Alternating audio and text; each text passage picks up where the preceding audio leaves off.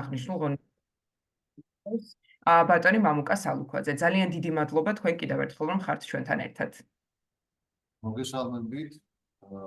დიდი მადლობა ვინც გამოთქვა სურვილი რომ დასწრებოდა დღევანდელ ვებინარს.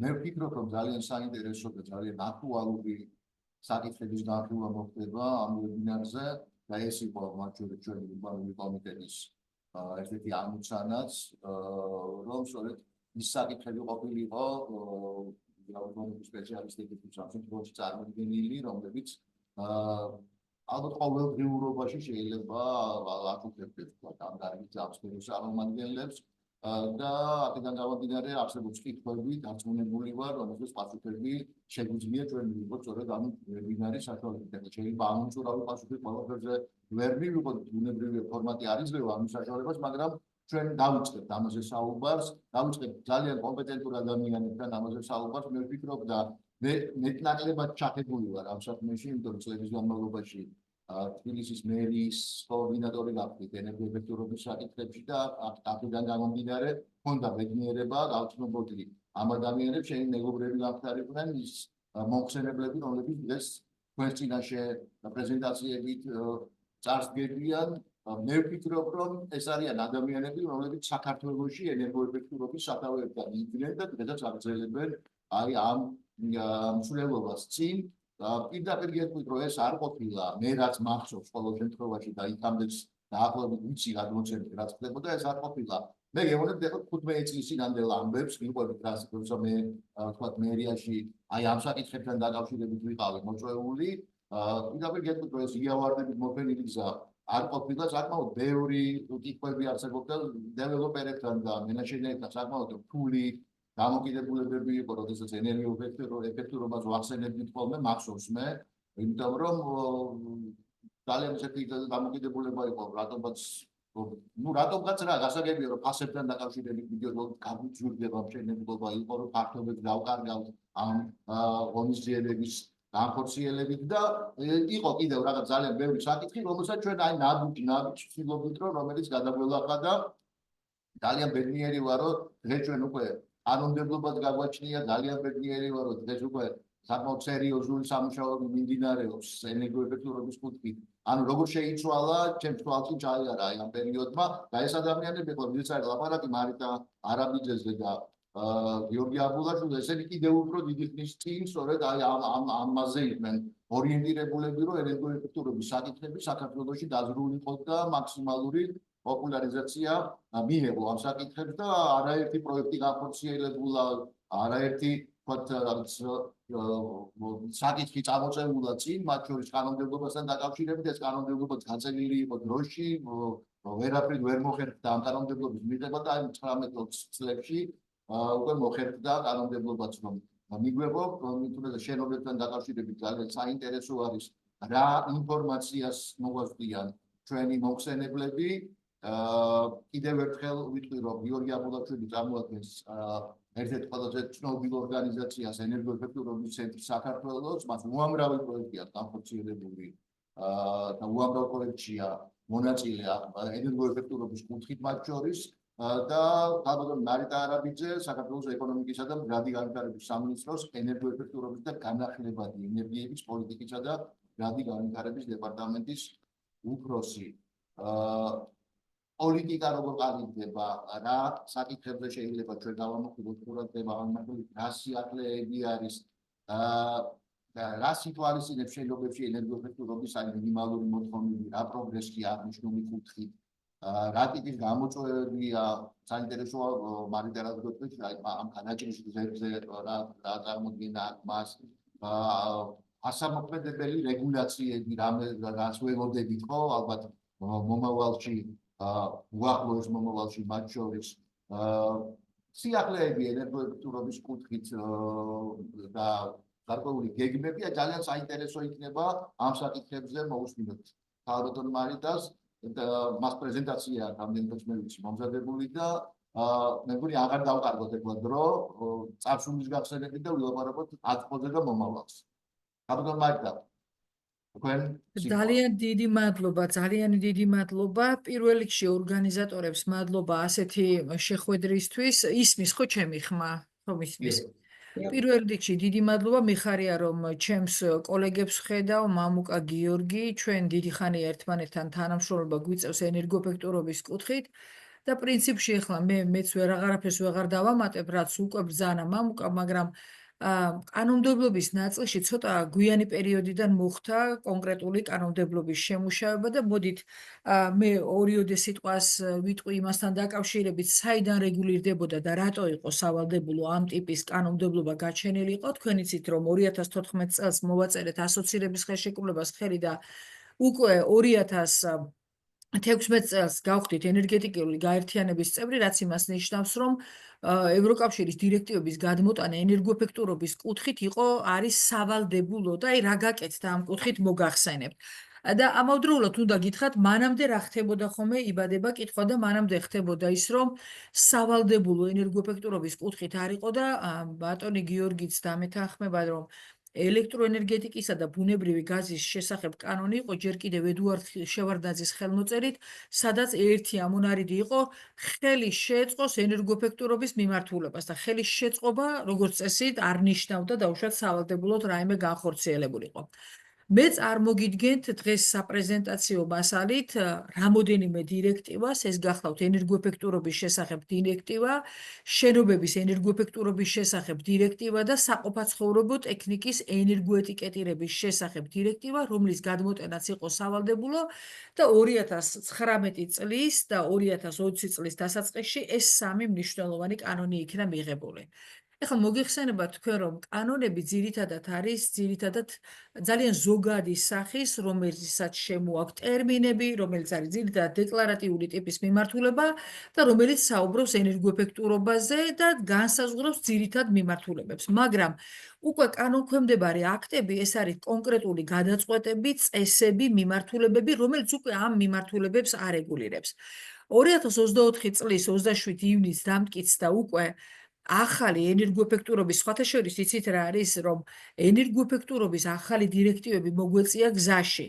ისე რომ უკვე პრაქტიკაში განხორციელება არ იყო დაწყებული და ეს არის უკვე 2024 წელს, როგორც შენობების ენერგოეფექტურობის, ასევე ესე იგი ენერგოეფექტურობის დედაკანონს ვეძახით ხოლმე, ორივე დირექტივით გამოწვეული ცვლილებები და ჩვენ უკვე 2024 წელს გავაკეთეთ შესაბამისი ცვლილებები ამ კანონებში და ასევე უნდა მოგახსენოთ, რომ 2022-23 წლებში 15 კანონქვემდებარე აქტი დამტკიცდა და ეს კანონქვემდებარე აქტები არის ზუსტად ის კონკრეტული მიმართულებები და მე მოგახსენებთ, რომ იგივე მაგალითად 2023 წელს 1 ივლისიდან ამოქმედდა ახალი შენობებისათვის, რომელიც 50 კვადრატულზე მეტი იქნება მინიმალური მოთხოვნები, რაც იმას ნიშნავს, რომ უკვე ახალ შენობებში დეკლას ქვემოთ არ იქნება შენობა წარმოდგენილი და რაღაც ეტაპზე გამოდის, რომ ეს არის ენერგოეფექტური შენობები. ასევე მოგახსენებთ, რომ ჩვენ ერთია რომ 15 კანონქვემდებარე აქტი გვაქვს მიღებული, მათ შორის მინიმალური მოთხოვნები 354 დადგენილება, თუ როგორ უნდა განვითარდეს ეს მინიმალური მოთხოვნები, ასევე კონკრეტული წესები და გადაწყვეტები, რომელიც უფრო პრაქტიკულს და უფრო, ასე ვთქვათ, უფრო პრაქტიკულ განხორციელებას უწყობს ხელს. ასევე სამი კანონქვემდებარე აქტი, ეს გახლავთ ენერგოაუდიტის ჩატარების წესი, თუ როგორ უნდა ჩატარდეს ენერგოაუდიტი, შესაბამისი სატრეინინგო პროგრამები და ასევე სერტიფიცირების და შემოწმების წესი, რომელიც მნიშვნელოვანია ამ ნაწილში. ერთსაც მოგახსენებთ, რომ სატრეინინგო პროგრამები მთავრობის მიერ იქნება მისაღები და ჩვენ პრინციპში უკვე საბოლოო ეტაპზე ვართ და უბრალოდ მთავრობაზე წარდგენა მოხდა და ახლო მომავალში დამტკიცდება. განსაკუთრებით აი ამ მიმართულებაზე მინდა გავამახვილო ყურადღება, იმიტომ რომ მიუხედავად იმისა, რომ ჩვენ გვყავს ბაკალავრი და მაგისტრატურა დამთავრებული ენერგეტიკის ფაკულტეტის ან ენერგეტიკის მენეჯმენტის მიმართულების ადამიანები, ცალკე ენერგოეფექტურობის კუთხით, რომელიც ამ ძირითად მიმართულებებს ფარავს, არ გვყავს. ამიტომ ყველა ვარიანტში გახდა და მეცაც გეტყვით, რომ პროფესიული სწავლებები ძალიან დაფასებული გახდა. იმიტომ რომ ეს არის ის მიმართულებები, რომლების დამთავრების და რომლების სწავლის შემდგომ ჩვენ გვეყოლება პროფესიული სერტიფიცირებული და აკრედიტირებული ხაზი, რომლებიც მოემსახურებიან ამ დარგს. გვინდა არ გვინდა ეს სატრეინინგო პროგრამები იყო კრიტიკულად მნიშვნელოვანი, იმიტომ რომ ბაზარზე არ არსებობდა ასეთი მიმართულება და შესაბამისად თუ ეს მიმართულება არ არსებობს, გამოდის რომ დარგს ვერც ემსახურები. აქედან გამომდინარე ეს არის კრიტიკულად მნიშვნელოვანი. შემდეგი რაც უნდა მე ძალიან მოკლედ გავაკეთე დღეს პრეზენტაცია, იქედან გამომდინარე რომ კითხვა-პასუხის რეჟიმიც ყოფილიყო და უფრო დეტალებში შევსულიყავით. მე ახლა წარმოგიდგენთ უკვე შენობების ენერგოეფექტურობის შესახებ კანონში, ეს კანონის მდგომარეობას, აქ 4 კანონქვემდებარე აქტი დამტკიცდა, მათ შორის არის შენობების ნაწილების ან შენობების ელემენტების ენერგოეფექტურობის მინიმალური მოთხოვნები, რომელზედაც მე უკვე თავში ვახსენე, შენობების ენერგოეფექტურობის გამოთვლის ეროვნული მეთოდოლოგია, ასევე დამტკიცებული არის ენერგოეფექტურობის გამოსათვლელი ერთი ან რამდენიმე პროგრამის შემუშავების და გამოყენების წესი და შენობის ენერგოეფექტურობის სერტიფიკატების გათბობის და ჰაერის კონდიცირების სისტემის ინსპექტირების ანგარიშის რეესტრი და დამოუკიდებელი ექსპერტების შესახებ მონაცემი და ბაზის წარმოების წესი. ასევე დარჩენილი გვაქვს 7 კანონქვემდებარე შენობების ენერგოეფექტურობის კანონის მიხედვით და ჩვენ ვფიქრობთ, რომ ეს 7 კანონქვემდებარე აქტიც რაღაცნაირად წლის ბოლომდე თუ არ დამტკიცდება შემუშავებული მაინც უნდა იყოს და ჩვენ ამით საერთაშორისო, ასე ვთქვათ, გამოცდილებით და საერთაშორისო ექსპერტების და დიდი წილი მაინც ადგილობრივი ექსპერტებზე მოდის, ადგილობრივი ექსპერტების დახმარებით ვფიქრობთ, რომ ეს უნდა დავამტკიცოთ. შემდგომ რაც შეიძლება იყოს, ეს არის ენერგოეტიკეტირება, თქვენ მოგეხსენებათ, რომ შენობები, საერთოდ ენერგოეფექტურობა 4 ძირითად მიმართულებას ფარავს ენერგოინტენსიურ დარგებს. ეს გახლავთ შენობები, ეს გახლავთ ინდუსტრია, ეს გახლავთ ტრანსპორტის სექტორი და მთლიანი ენერგეტიკა, გულისხმობ წარმოება, გადაცემა და განაწილება. დამეთანხმებით, რომ ეს არის ენერგოინტენსიური დარგები, აი მაგალითისათვის შენობებში ენერგიის მოხმარების 40% მოდის. ეს არის საკმაოდ მაღალი პროცენტი და გამოდის, რომ იქ ენერგოეფექტური ღონისძიებების გატარება მნიშვნელოვანია. როდესაც გულისხმობ ენერგიის მოხმარებას, მე ყველა ტიპის ენერგიის მოხმარებას გულისხმობ, მათ შორის გულისხმობ შეშას, მიუხედავად იმისა, რომ გაზიფიცირებული რეგიონები ძალიან მასშტაბურად არის გაკეთებული ქვეყანაში, მთიან რეგიონებში, სადაც საუბრობთ შეშაზე ხელმისაწვდომობა არის, ტოტალურად ხდება შეშის გამოყენება გათბობა ცხელწყალმომარაგებაში. ასევე საქართველოში ძალიან პოპულარულია გაზის გამოყენება ცხელწყალმომარაგება გათბობის სისტემებში და თუ ჩვენ უფრო ფართოდ შევხედავთ ამ ნაწილს, თქვენ იცით, რომ ძირითადად ეს არის იმპორტირებული გაზი და იმპორტირებული გაზის გამოყენება რომ იზრდება, მაინც და მაინც კარგი არ არის, იმიტომ რომ საბოლოო ჯამში ენერგეტიკისათვის მნიშვნელოვანი არის ენერგეტიკული დამოუკიდებლობის მიღწევა და როდესაც იმპორტირებულ გაზზე დამოკიდებულება იზრდება, ეს თვალ გადასარევი არ არის. და ასევე უნდა მოგახსენოთ, რომ ევროპული ქვეყნები გადასული არის ელექტროფიცირებაზე და ელექტროფიცირება ეს არის ძალიან მნიშვნელოვანი კომპონენტი, როგორც გარემოს დაცვითი თვალსაზრისით არის გამართლებული, ასევე ზოგადად ელექტროფიცირება ეს არის მნიშვნელოვანი კომპონენტი და რეგულირდება და რეკომენდაციების სახით ევროკავშირის წარმომადგენლები და ენერგეტიკული გაერთიანების წარმომადგენლები ყოველთვის უსვამენ ხოლმე ხაზს. ამიტომ ჩვენ როდესაც გაზიფიცირება გვაქვს გასაგებია, მაგრამ ნელ-ნელა უნდა მოხდეს ელექტროენერგიით გათბობა ცხელწყალმომარაგების მიღწევა და დაუშვათ ასეთ მაღალი პროცენტით არ იყოს გაზის გამოყენება გათბობა ცხელწყალმომარაგებაში და ასევე მეცად უკვე წარმოგიდგინეთ ენერგოინტენსიური დარგები, ყველგან არის უკვე სავალდებულოდ გარკვეული მიმართულებები, მაგრამ ამავდროულად ტექნოლოგიებს აქვს ძალიან დიდი მნიშვნელობა და ეს არის ენერგოეტიკეტირება, რომელიც 14 ტექნიკური რეგლამენტი უკვე დამტკიცებულია, რაც იმას ნიშნავს, რომ საყოფაცხოვრებო და არა მარტო საყოფაცხოვრებო კომერციულ სექტორში და როდესაც კომერციულ სექტორზე ვსაუბრობ, ჩვენ ბოლო წლებში ვნახეთ, რომ კომერციულ სექტორში ენერგიის მოხმარება ძალიან იზრდება, ეს თავის მხრივ გამოწვეული არის ტურიზმით და მასთან დაკავშირებული საკითხებით, რესტორნები, სასტუმროები, ტურისტული თავშეყრის ადგილები და ასე შემდგომ, სადაც ენერგიის მოხმარება ძალიან იზრდება და ეს ერთის მხრივ თითქოს და კარგია, მაგრამ ამას სჭირდება შველა, რომ რაღაცნაირად სწორად მოხდეს ენერგიის მოხმარება. ჩვენთან 1614 ტექნიკური რეგლამენტი არ მოგაბიზრებთ ახლა თვითონ ეს რა არის ტელევიზორი, მაცივარი და უშუალოდ საპრეზენტაციო ტექნოლოგიები და მასთან დაკავშირებული საკითხები. ეს 14 რეგლამენტი ამბობს იმას, რომ აუცილებლად მომხმარებელმა უნდა იცოდეს რა ტექნოლოგია. არავითარ შემთხვევაში პირველ რიგში არ არის საუბარი იმაზე, რომ ჩვენ ვეუბნებოდეთ თითქოს და მომხმარებელს, რომ აუცილებლად A+ ან A კლასი უნდა შეიძინოს. არავითარ შემთხვევაში ჩვენ ვამბობთ, რომ მომხმარებელმა იცოდეს რა ტექნოლოგიები არის და ის ასე ეგრეთ წოდებული ნიშანი, რომელიც დაკრული აქვს ტექნოლოგიას, ნამდვილად უნდა პასუხობდეს იმ პარამეტრებს, რა ტექნოლოგიაც ეს არის. თქვენ იცით, რომ ზედამხედველობის ორგანო არსებობს და შესაბამისი ორგანიზაცია ეკონომიკისა და მდგრადი განვითარების სამინისტროს ქვეშ, ჩვენ ზედამხედველობასთან თანამშრომლობის საფუძველზე, როგორც დახურული, ასევე ღია ბაზრებში ნელ-ნელა დავიწყებთ ჯერჯერობით ამოქმედების პერიოდი უკვე წლის ბოლოდან დაიწყება და შემდეგი წლის დასაწყისიდან უფრო სწორად და უნდა მოხდეს ამ 14 რეგლამენტთან დაკავშირებით, რამდენად სწორად არის დაკრული აი ეს.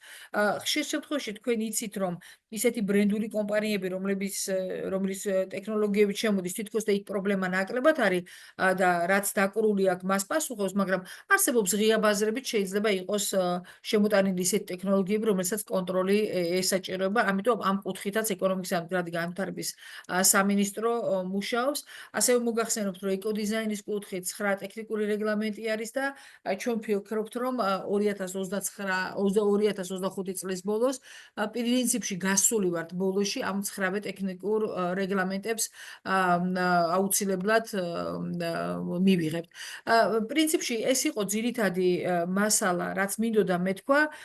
აქვე გეტყვით, რომ რამოდენიმე მიმართულება, რომელიც უკვე ამოქმედდა, ამასთან დაკავშირებითაც მინდა გითხრათ, მინდა გიამბოთ, ჩვენ გვაქვს 2023 წლის 1 ივლისიდან, რომელიც უკვე ვახსენე, მინიმალური მოთხოვნები ახალი შენობებისათვის.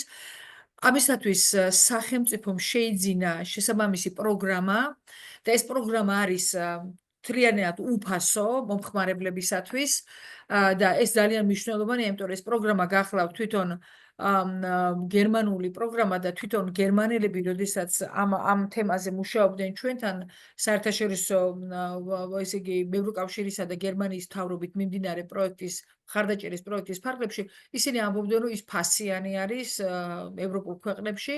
ჩვენ შემთხვევაში, როგორც ამ პროგრამის ეს მომსახურება და ეს თვითონ პროგრამა არის უფასო დაინტერესებული პირებისათვის. ანუ აქ როგორი მიდგომა არის? ადამიანი, რომელიც შეუძლია ორი ტიპის მომსახურება მიიღოს პროგრამით და გენერიროს ინფორმაცია და მიიღოს ესე იგი თანხმობა მშენებლობასთან დაკავშირებით, ეს არის დეკლარაცია და რომლის შესამერეთაც იწყებს ის მშენებლობას, ან მიიღოს საექსპერტო, ასე ვთქვათ, მომსახურება და ექსპერტმა გაუკეთოს დაუშვათ ეს მინიმალური მოთხოვნებთან დაკავშირებით ანგარიში, ინგლისურად ეს არის Declaration of Conformity, აი ესე ვთქვათ, ანუ დადასტურება ამ დეკლარაციისა და დაიწყოს მშენებლობა და ჩვენ დღეს სტატისტიკით გვაქვს დაახლოებით მე როგორც მახსოვს 20,000 დეკლარაცია, რაც იმას ნიშნავს, რომ ეს არ ნიშნავს 20,000 სახლს.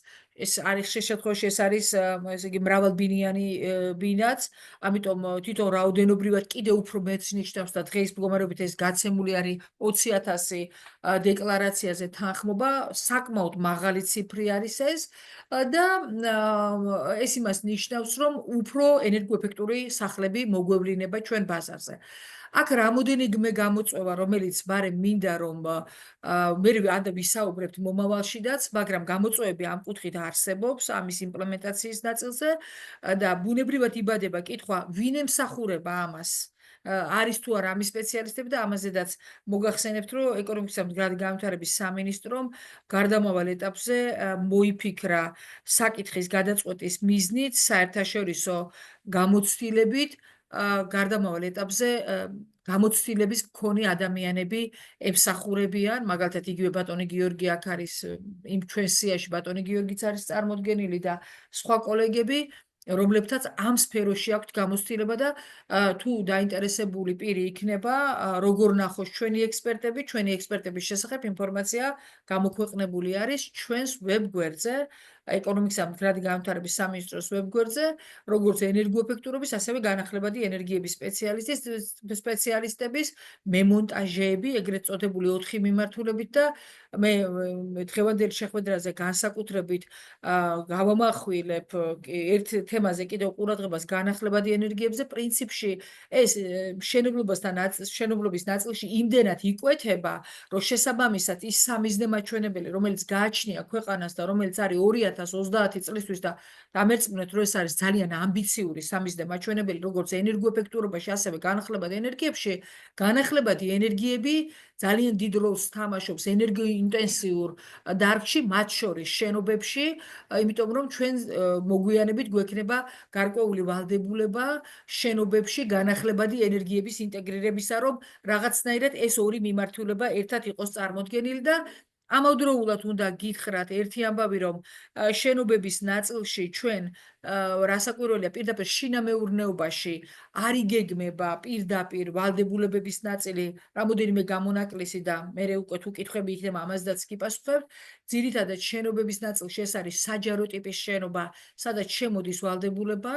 ძველი კანონით ეს იყო ჯამური საჯარო შენობების 1%, მაგრამ და 500 კვადრატულზე მეტი უნდა ყოფილიყო შენობა, მაგრამ ახლის შემთხვევა ესე უკვე ახალი დირექტივით გამოწვეული ცვლილებები რომ გავაკეთეთ კანონში უკვე 3%-მდე გაიზარდა და ასევე 250 კვადრატულზე მეტი უნდა იყოს. ბუნებრივად იბადება კითხვა რა არის საჯარო შენობები, სხვადასხვა ქვეყნებს სხვათა შორის სხვადასხვა განმარტება აქვს ამ საჯარო შენობებთან დაკავშირებით, მაგრამ ჩვენ შემთხვევაში ეს არის სკოლები, ბაღები, მუნიციპალიტეტების მუნიციპალური შენობები, სამინისტროს შენობები, სახელმწიფო კომპანიები და ასევე მოგახსენებთ იმას, რომ ზუსტად იმ პროექტის ფარგლებში, რომელიც მე უკვე ვახსენე, ევროკავშირისა და გერმანიის მთავრობის და KfW-ს დახმარებით, რომელი პროექტიც მიმდინარეობს, რომ რაღაცნაირად შესაბამისი საკანონმდებლო ბაზა მოწესრიგდეს, ჩვენ მათთან ერთად თანამშრომლობის საფუძველზე გავაკეთეთ პირველი რეესტრი, თუმცა ყოველწლიურად მოხდება ამ რეესტრის ისე იგი გადახედვა, იმიტომ რომ ეს არ იყო პატარა საქმე დაუშვათ იგივე რეესტრის, რომ გაგვეკეთები და იდენტიფიცირება შენობებისა და რომელ შენობებს ეხება. არავითარ შემთხვევაში ხანდახან გაგება ხდება ხოლმე, რომ ჯამური 3% ესმით ხოლმე, რომ თითო შენობის ჯამური კვადრატულობის 3%. ასე არ დგას საკითხი, ეს არის მთლიანი შენობების კვადრატულობის ჯამური 3%-ის ყოველწლიური რენოვაცია, რაც შეიძლება იყოს 50-100 შენობა, არ ვიცი ხა რამდენი, აი ჯამურის ეს დაახლოებით შეიძლება იყოს თვითონ შენობები შერჩეული ამის და მიხედვით. ასე რომ ეს ვალდებულება უკვე ჩართული არის, ამას ჩვენ ძალიან ამბიციური სამიზნე მაჩვენებელი არის 2030 წლისთვის ენერგოეფექტურობის კუთხით და აქვე მოგახსენებთ, რომ 2000 ჩვენ შევიმუშავეთ ენერგეტიკული პოლიტიკა და დანართი მისი ენერგეტიკისა და კლიმატის ინტეგრირებული გეგმა 2024 წლის ივნისში, რომლის საფუძველზედაც თვითონ მან დაფარა ამ დოკუმენტმა ენერგოეფექტურობის მიმართულება, ისე ძირითადად 5 მიმართულებას ფარავს. ეს არის დეკარბონიზაცია, ენერგოეფექტურობა, ენერგეტიკული უსაფრთხოება, ინოვაციები, ტექნოლოგიები და კონკურენტუნარიერობა და ენერგეტიკული ბაზარი. მიუხედავად იმისა, რომ ცალკე გამოკვეთილად არის ენერგოეფექტურობა, დეკარბონიზაციის თავიც ითვალისწინებს ენერგოეფექტურ ღონისძიებებს და ამავდროულად ინოვაციებში და ტექნოლოგიებში ძალიან დიდი მნიშვნელობა აქვს ენერგოეფექტურ ღონისძიებებს და ზოგადად ტექნოლოგიები ძალიან მნიშვნელოვანი არის ამ კუთხით. აქედან გამომდინარე, ერთი არის ზოგადად სამიზნე მაჩვენებელი გვაქვს მისაღწევი და მეორე არის თვითონ ამ დოკუმენტებით განისაზღვრა ვალდებულება, რომ რაღაცნაირად გავაკეთოთ ჩვენ რაღაცნაირად შევასრულოთ ეს მიმართულებები. მოგვიანებით შემოდის სხვა ტიპის ვალდებულებებიც, რომელიც ზედაც ჩვენ გვექნება კიდევაც და საჯარო განხილვებს ვაკეთებთ ხოლმე, მაგალითისათვის უნდა გითხრათ, რომ როდესაც მინიმალური მოთხოვნების ამოქმედება ხდებოდა, ჩვენ როგორც ინფორმაციით დაინტერესებულ მხარეებთან მივაწოდეთ ინფორმაცია, ასევე ჩვენ ჩავატარეთ რამოდენიმე მნიშვნელოვანი შეხვედრა დასავლეთ და აღმოსავლეთ საქართველოში დაინტერესებულ მხარეებთან, მუნიციპალიტეტებთან და იცით რომ მუნიციპალიტეტებთან განსაკუთრებით დიდი მნიშვნელობა აქვს, იმიტომ რომ არქიტექტურისა და ზედამხედველობის სამსახურებს გაუჩნდათ დამატებითი ფუნქციები, ერთის მხრივ ის რომ დაუშვათ მშენებლობის ნებართვა მისცა და მეორე უკვე ზედამხედველობაში გააკონტროლო თუ როგორ მიდის ეს პროცესები, აქედან გამომდინარე ჩვენ პრაქტიკულად საჯარო განხილვებით უზრუნველყავით, იმიტომ რომ ინტერესი ამის მიმართ დიდი იყო, თუმცა გამოწვევად მაინც ინფორმაციული ვაკუუმი რჩება, იმიტომ რომ არის კატეგორია, რომელსაც ამ ტიპის ინფორმაცია არ აქვს.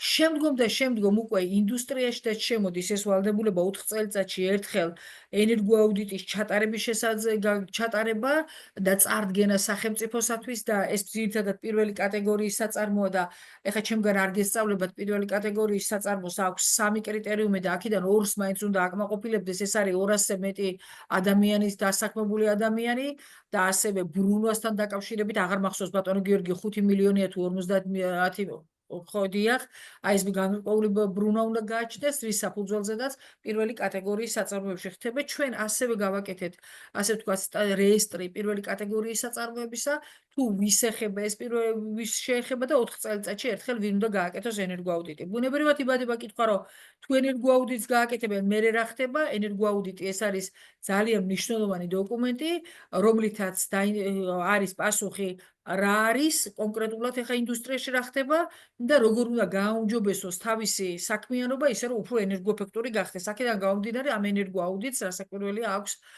თავისი მნიშვნელობა და დროთა განმავლობაში მერე ის შედეგს გვაძლევს, თუ ეს ენერგოაუდიტი 4 წელიწადში ერთხელ არ იქნება წარმოდგენილი, რასაკვირველია უკვე გადის კომპანია საჯარიმოზე.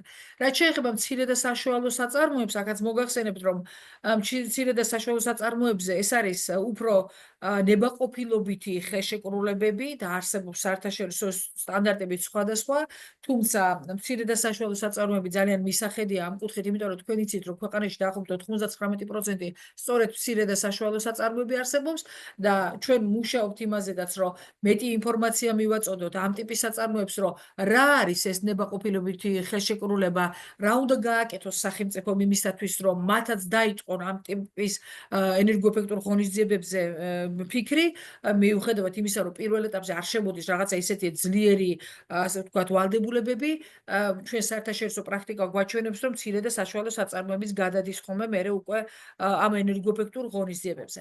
ენერგოეფექტურობა ეს არ არის კონკრეტულად რაღაცა წესების და ეს რაღაცა ჩვეულებების გამომუშავება, რომ ენერგიის მოხმარება გააკეთოს სწორად, ამავდროულად ენერგოეფექტურობა უფრო გლობალურად ეს გახლავთ ენერგიის ასე ვთქვათ, იმპორტირებულ სათბობ საშუალებებზე დამოკიდებულების შემცირება, იმიტომ რომ ჩვენ კი ვამბობთ ასოცირების ხელშეკრულებას და ასე შემდგომ და ევროპასთან თანამშრომლობას, მაგრამ თუ განვიხილავთ, რომ ენერგეტიკული მეზობლები ვინ გვყავს რეგიონში და პირდაპირ დაკავშირებულობადობა ჩვენ ევროპულ ქვეყნებთან არ გაგვაჩნია, კიდევ უფრო მტკივნეული არის და კიდევ უფრო მნიშვნელოვანი არის, რომ ენერგეტიკული დამოუკიდებლობაზე ვიფიქროთ, ამიტომ თუ სუფთა ენერგეტიკული კუთხით შევხედავთ, ენერგიის ენერგეტიკულად მნიშვნელოვანი ენერგეტიკული დამოუკიდებლობისათვის.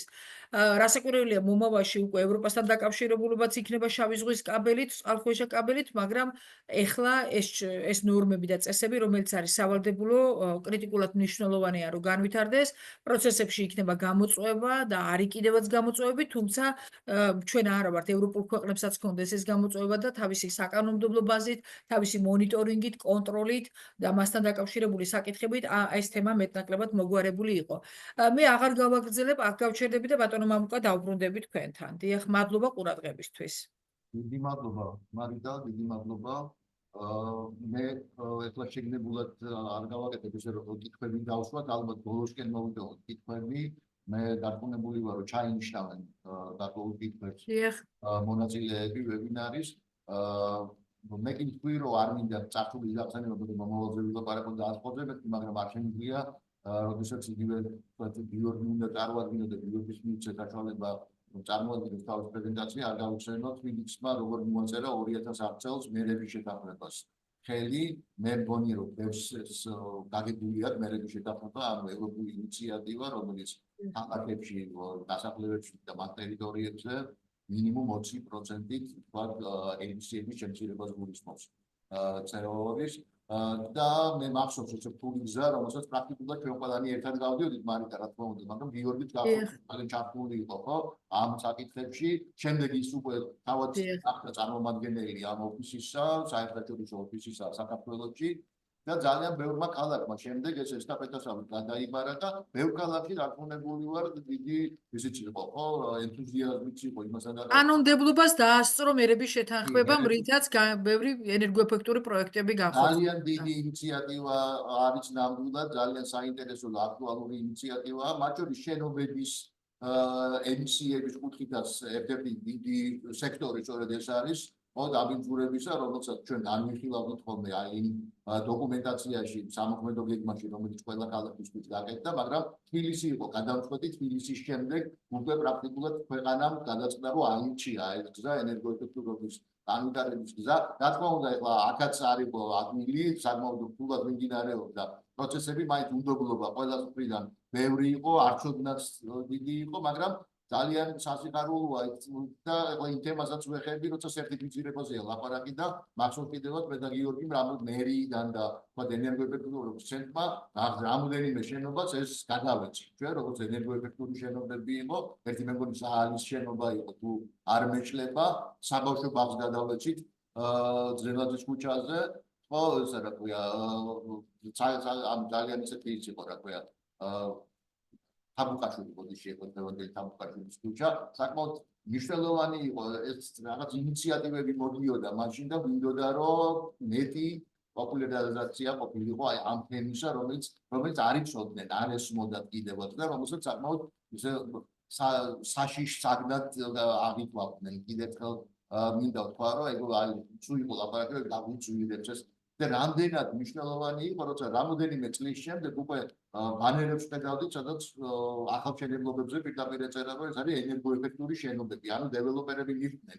იმ სიკეთეებს, რომელიც და ეს გამოყენებული იქნა რეკლამის თვალსაზრისითაც, რაც ძალიან კარგია და მნიშვნელოვანი არის. ეხლა რა ხდება, გიორგი ძალიან ბევრ თემაზე შეუძლია, ბუნებრივია საუბარი ენერგოეფექტურობის კუთხით, ენერგიის მოხმარების კუთხით, მაგრამ ეხლა ჩვენ ალბათ სერტიფიცირების თემა მივყვეთ, ხო, ეს არის უფრო საინტერესო და უფრო პრაქტიკული იყო ჩვენი დამსწრე საზოგადოებისთვის შენობების სერტიფიცირების თემა.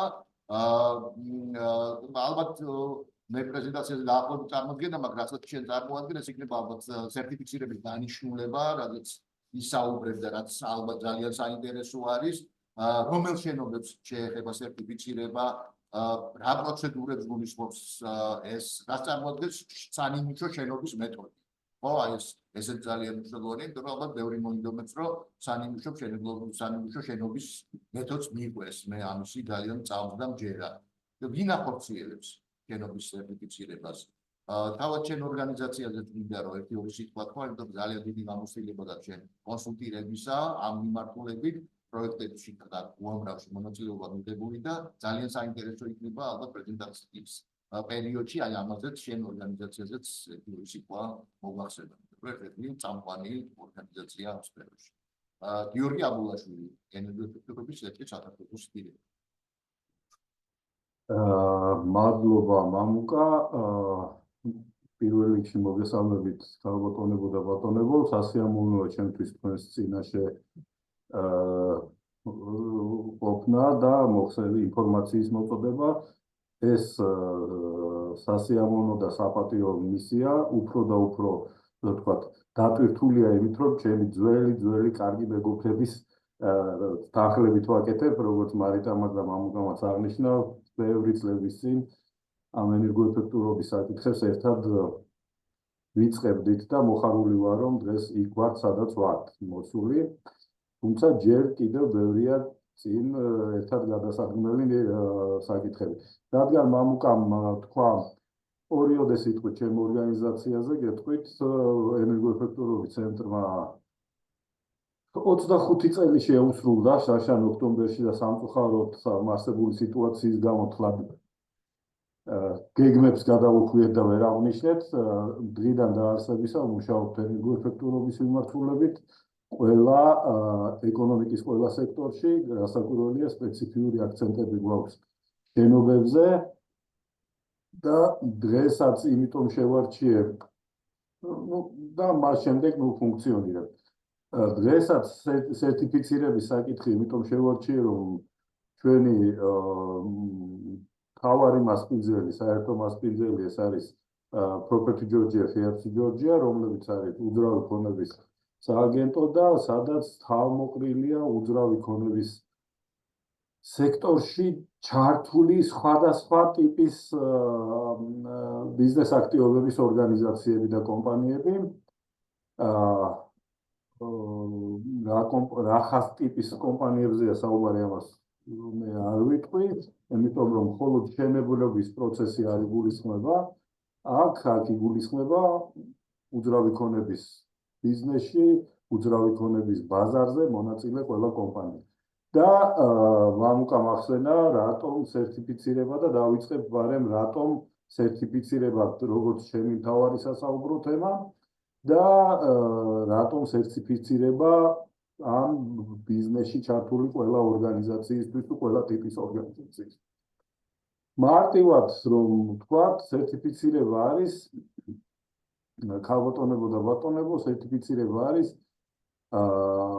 შენობის სპეციფიური, აი მარიტამ კარგად აღწერა გერმანული პროგრამული უზრუნველყოფა, რომლის საშუალებითაც სპეციალური კვალიფიკაციის, შესაბამისი კვალიფიკაციის დამოუკიდებელი ექსპერტი შეაფასებს შენობას და მიანიჭებს მას გარკვეულ სერტიფიკატს. სერტიფიკატი თავას რაც წარმოადგენს და როგორი იქნება, ამას შემდეგ ვისაუბრებთ, მაგრამ რა მთავარი ამოცანა აქვს ენერგოეფექტურობის სერტიფიკატს. მისი ფუნქცია და დანიშნულება არ არის რაიმე საგრძალვა ან რაიმეს დაშვება უძრავი ქონების ბაზარზე, მისი მთავარი ამოცანა ასეთი გარკვეული რეგულაციები ცოტა სხვა საკითხებია და ისევ მარიტამ ახსენა, მაგალითად ახალ მშენებლობაში რომ D კატეგორიის ქვემოთ არსებული შენობებზე ნებართვა არ გაიცემა. მაგრამ უძრავი ქონების ბაზარი არ შედგება მხოლოდ ახლად აშენებული და ახლა მონაშენე, ახლა მშენებლობაში მყოფი შენობებისგან, ეს არის ძველი შენობები, მათ შორის შეიძლება საუკუნოვანი შენობებიც, ხო? და მათი სხვადასხვა დანიშნულების და მიუხედავად. ენერგოეფექტურობის სერტიფიკატი აფასებს შენობას და ამბობს, ანიჭებს მას კატეგორიას, ანუ ამბობს დაახლოებით ძალიან გამარტივებულად რომ ვთქვათ, რაოდენობის საექსპლუატაციო ხარჯები, ენერგეტიკასთან დაკავშირებული საექსპლუატაციო ხარჯები აქვს ამა თუ იმ შენობას ერთი წელიწადის განმავლობაში. ანალოგიურად იმისა, რაც თქვენ გინახავთ მაცივრებზე, ეტიკეტირების შესახებ ასევე ისაუბრა მარიტამ, მაცივრებზე, სარაცხ მანქანებზე და ასე შემდეგ, საყოფაცხოვრებო დანიშნულებით.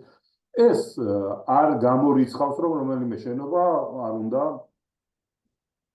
მონაწილეობდეს უძრავი ქონების ბაზარზე. არა, უნდა მონაწილეობდეს უბრალოდ იდველმა ან დამქირავებელმა უნდა იცოდეს ენერგეტიკული თვისებები ამ შენობის, რომ გადაწყვიტოს ეგ უღირდეს ოდნავ მეტის გადახდა და მერე დაბალი ხარჯების ექსპლუატაციო ხარჯების ქონა, ან ნაკლების გადახდა და მერე მაღალი საექსპლუატაციო ხარჯების ქონა. ანუ ენერგოეფექტურობის სერტიფიკატის მთავარი დანიშნულება არის ეს, რომ ბაზარზე შემოიტანოს პროფესიულად გაანალიზებული ინფორმაცია მომხმარებლებისთვის ძირითადად, თუმცა რასაკვირველია მომხმარებლამდე ვიდრე შენობა მივა მას რამოდენიმე სხვა საფეხური აქვს, ხო, გასავლელი, თუ ახალ შენობებზე გულისხმობ, როგორია ეს შენობა თავისი ენერგეტიკული მახასიათებლები. და განსაკუთრებით მნიშვნელოვანია ეს შენობების ბაზარზე, იმიტომ რომ ასევე ვის თუ არა თქვენ მოგეხსენებათ ყველაზე კარგად, რომ შენობა უძრავი ქონების ბაზარი არის მრავალი ტიპის მოთამაშის ბაზარი. უძრავი ქონების ბაზარზე არიან თუ ვიწყებთ არქიტექტორები, დამკვეთები, მენაშენეები, მშენებლები, მომხმარებლები და მოსარგებლეები, ხო? ამათ აქვს ყველას თავიანთი საკუთარი ინტერესები. კანონმდებლობა ენერგოსერტიფიცირების შესახებ ამ ინტერესებიდან, ამ ინტერესების შეჯერებით და ასევე მარიტამ რაც თქვა, ქვეყნის ეკონომიკური პოლიტიკი და ქვეყნის ეკონომიკური და ენერგეტიკული უსაფრთხოების მოსაზრებებიდან გამომდინარე, აჯერებს და თავაზობს რაღაც ათვლის სკალას ქვეყანას, რომ უძრავი ქონების ბაზარზე შენობები შეფასდეს ენერგეტიკული კუთხით ასე და ასე. დანარჩენი შეფასებები, რაც არის მათი სეისმური მდებარეობა, ურბანული ქსოვილის ნაწილი და ასე შემდეგ, მას ემატება კიდევ ერთი რაღაც, რაც ეკონომიკური ინსტრუმენტია ენერგოეფექტურობის უძრავი ქონების ბაზარზე გასათვალისწინებლად. მოკლედ, ეს იყო სულ არ ვიცი რამდენად მოკლე პასუხი, მაგრამ ენერგოეფექტურობის სერტიფიკატის დანიშნულებას. ეხლა ვის არ ეხება ენერგოეფექტურობის რა ტიპის შენობებს არ ეხება ენერგოეფექტურობის სერტიფიკატი, რომელიც ასე ვთქვათ, შემოღების პრივილეგია ეკონომიკის სამინისტროს დიდი მცდელობით აქვს გასაზღვრულია შენობების ენერგოეფექტურობის კანონი. ეს არ ეხება კულტურული მემკვიდრეობის ძეგლს, არ ეხება საკულტო რელიგიური დანიშნულების შენობას, დროებით ნაგებობას და საერთოდ ამ კანონის მოქმედება არ ვრცელდება ამ ტიპის შენობებზე. დროებით ნაგებობებს, მაგალითად, სურათზე მაქვს მუშების საცხოვრებლები, რომელიც მაგალითად რაღაც დიდ ობიექტს აშენებენ, ხო? საცხოვრებელ შენობაზე, რომელიც გამოიყენება წელიწადში 4 თვეზე ნაკლებით და საკმაოდ დიდი მსჯელობა იყო ამაზე, როგორ უნდა განისაზღვროს 4 თვეზე ნაკლებით თუ არა ნაკლებით. ეს საკითხი ბოლომდე არ გადაწყვეტილა, მაგრამ ძირითადად ენერგო გადასახადების საშუალებით მოხდება ამის განსაზღვრა. ცალკე მდგომი შენობა, რომელიც ფართობი ნაკლები 50 კვადრატულ მეტრზე და მე გამოვჭა ისეთი დანიშნულების შენობაზე, რომლის ფუნქციონალური დანიშნულებით გამოყენებისას ენერგია არ მოიხმარება შიდა კლიმატის, შიდა ტემპერატურის შესაქმნელად. ანუ აი საწყობი მაქვს ხო ფოტოზე, ანუ საწყობს არ ჭირდება. თუმცა მარიტა მახსენა დეკლარაცია, რომელიც იგივე სოფტით გამომუშავდება, რომელთაც ენერგოეფექტურობის სერტიფიკატი, დეკლარაცია ჭირდება ყველას, უბრალოდ დეკლარაციის მომზადებისას უნდა მოინიშნოს შესაბამისი უჯრა, რომ ეს შენობა არ ექვემდებარება ენერგოეფექტურობის მოთხოვნების დაკმაყოფილებას კანონის ამადამოხლის შესაბამისად. თუმცა თვითონ პროგრამული უზრუნველყოფა, რომ დეკლარაცია მერიაში წარადგინოთ, რომელიც იქნება ან გამონაკლისის მითითებით, ან იმის მითითებით, რომ ეს შენობა აკმაყოფილებს მინიმალურ ენერგოეფექტურობის მოთხოვნებს, სავალდებულოა. რა შემთხვევაში და როგორ ამოქმედება ენერგოეფექტურობის სერტიფიკატი. კანონის განახლებული, რომელიც შარშან წლის ბოლოსკენ შევიდა კანონში ცვლილებები, მის შესაბამისად მომავალი წლიდან ენერგოეფექტურობის სერტიფიკატი უნდა იყოს სავალდებულო ყველა ახალი შენობისთვის ან შენობის ნაწილისთვის. კანონის ენაზე შენობის ნაწილი ქვია, მაგალითად, რა ვიცი, 9 სართულიანი 2 სადარბაზოდიანი შენობის პირველი სართულის არსებულ ბინას. ანუ ნებისმიერ ბინას ან ნებისმიერ სართულს. თუ ის იყიდება, ან ქირავდება, ან გაიცემა იჯარი. ოღონდ ეს ვალდებულება, რომ შენობის მხოლოდ ნაწილზე მოხდეს სერტიფიცირება, მაშინ შედის ძალაში, თუ მთელი შენობა არ არის სერტიფიცირებული. თუ მთლიანი შენობა სერტიფიცირებულია, ამ შემთხვევაში უკვე აღარ არის საჭირო მისი ცალკეული ნაწილის სერტიფიცირება. არსებული შენობის ნაწილისთვის, წერა როგორც დასაწყისში გითხარით, მხოლოდ ახალ ნაგებობებს ეხება ეს, რომლებიც იგივე, ასე ვთქვათ, ოპერაციებშია ჩართული გაყიდვა, გაქირავება, იჯარით გაცემა და ადმინისტრაციული ორგანოების სარგებლობაში არსებულ შენობებს. ამ შემთხვევაში და მთელი კანონის ფილოსოფიაც არის ის, რომ და ადმინისტრაციული შენობები იყოს რაღაც თვალსაჩინოება, წამახალისებელი საინფორმაციო ცნობიერების ამაღლების მიზნით განხილული. ეს ეხება ევროპის შესაბამის დირექტივებში და ასევე არის გადმოტანილი ჩვენთანაც. ამიტომ ყველა საჯარო ადმინისტრაციული ორგანოების საკუთრებაში არსებულ შენობაც ასევე უნდა იყოს სერტიფიცირებული. უბრალოდ გრადაცია პირველ ეტაპზე ეს მოხდება მხოლოდ 500 კვადრატული მეტრი და ზემოთ შენობისთვის, შემდეგ ეს ჩამოვა 200 შემცირდება 250 კვადრატულ მეტრამდე. ხო, ეს როდესაც ვაუბრობ ადმინისტრაციული ორგანოს საკუთრებაში არსებულ შენობებზე, რასაკვირველია სპეციალური დანიშნულების შენობები, როგორც არის მაგალითად საჯარისო ან პოლიციის შენობები არ იგულისხმება. იგულისხმება ისეთი შენობები, რომლებშიც მოქალაქეები ხშირად მიდიან, მაგალითად მუნიციპალიტეტის ან სკოლა, ან არ ვიცი, იგივე სამინისტროს იუსტიციის სახლები და ასე შემდეგ. ანუ იმიტომ რომ წერა როგორც გითხარით, ამ შენობებს აქვს, ასე ვთქვათ, ცნობიერე ამ შენობებში ენერგეტიკ ეფექტურობის სერტიფიცირებას აქვს ცნობიერების ამაღლების დანიშნულებას. მათ შესახებ მათ შორის როგორც გითხარით შენობები რომ ახალი შენობა რომ იყიდება შენობა უნდა იყოს უკვე სერტიფიცირებული ამდენად ჩვენთან არსებული პრაქტიკით შენობა მის შენებლობის დასრულებამდე უნდა იყოს სერტიფიცირებული თუ მანამ დაიწყო გაყიდვა და ნუ როგორც მოგეხსენება ჩვენთან ასე ხდება. რასაკვირველია ამ დროს შენობის სერტიფიცირება ხდება საპროექტო ინფორმაციის საპროექტო დიზაინის ინფორმაციის საფუძველზე და მინიმუმ ექსპლუატაციის შენობის ექსპლუატაციის შესვლამდე უნდა მოხდეს მისი მომზადება. მოგეხსენებათ ასევე რომ მშენებლობის პროცესში ხშირად ხდება ცვლილებების შეტანა პროექტში, ხო? თუ პროექტში შევიდა ისეთი ცვლილებები, რომელმაც შეიძლება განლენა მოახდინოს შენობის ენერგოეფექტურობის მახასიათებლებზე, მაშინ მეორე სერტიფიკატიც იქნება საჭირო, ანუ ახალი სერტიფიკატი იქნება საჭირო, რომ ამ სერტიფიკატმა ასახოს ამ შენობის რეალური თვისებები. ეს ვალდებულება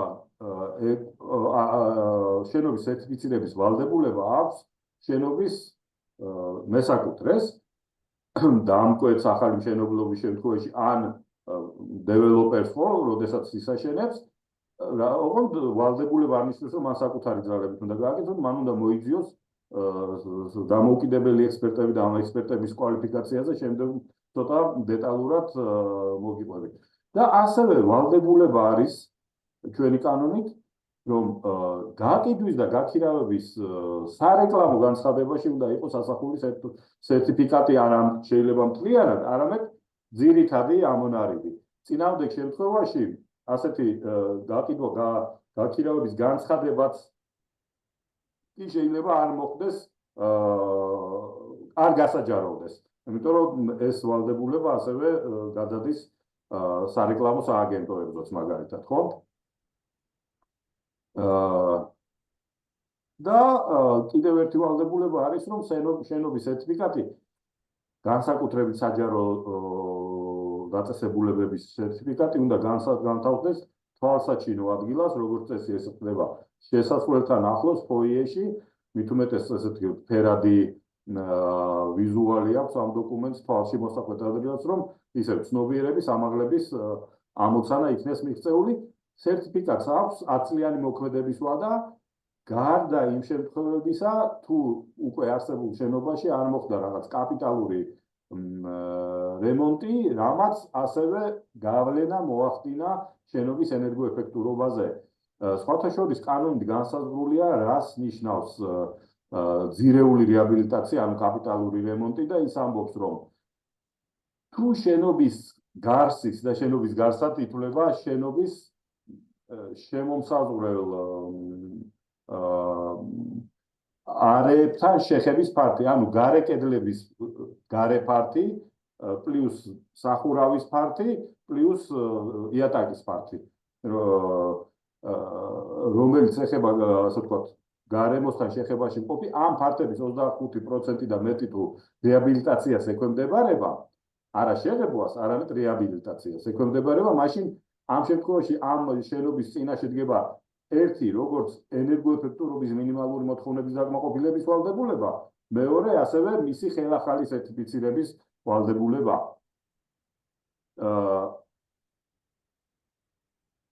ხო, ყველა ამ მოთხოვნებთან ერთად დაწესებული არის გარკვეული საჯარიმო სანქციებიც.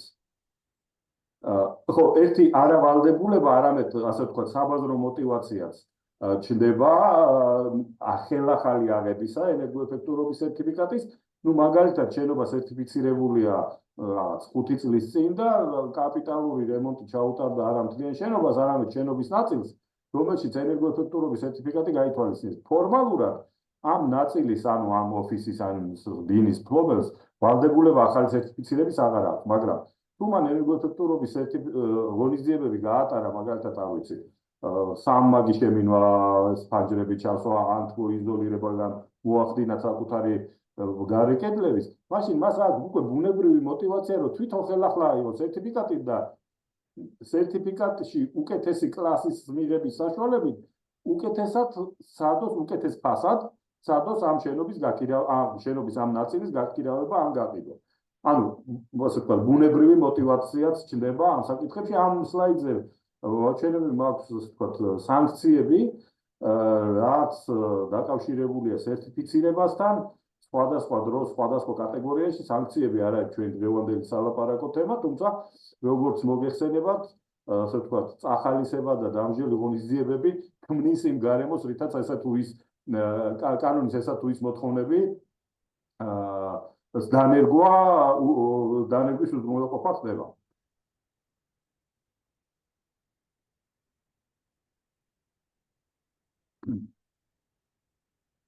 მათ შორის, როგორც გითხარით, აი სარეკლამო და კომერციულ განცხადებაში შეუტანლობაც კი დასჯადი საქმე იქნება.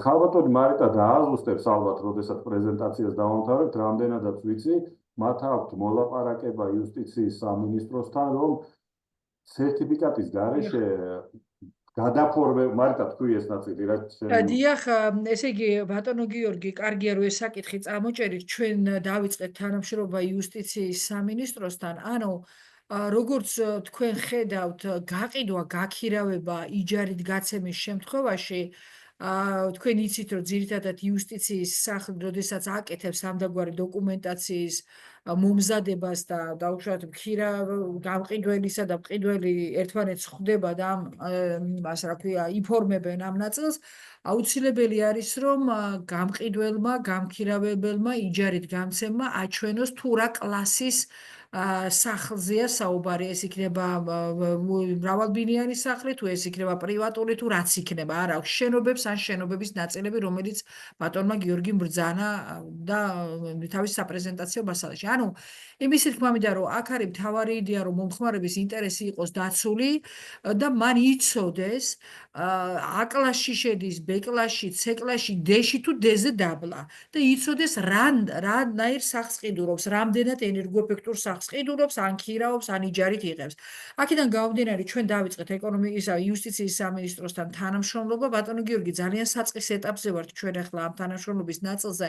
პირველ რიგში, რომ გვინდა რომ მოვახდინოთ იდენტიფიცირება იმ საკითხებისა, რომელიც ჭირდება ამ მიზნის მიღწევას. მათ შორის თქვენ იცით, რომ აქვთ სპეციალური ბაზები, სადაც ყველა ეს ინფორმაცია აქვთ უკვე აკუმულირებული, ინტეგრირებული და ამიტომ დამატებით ეს ჩვენი ინფორმაციაც უნდა ჩაშენდეს.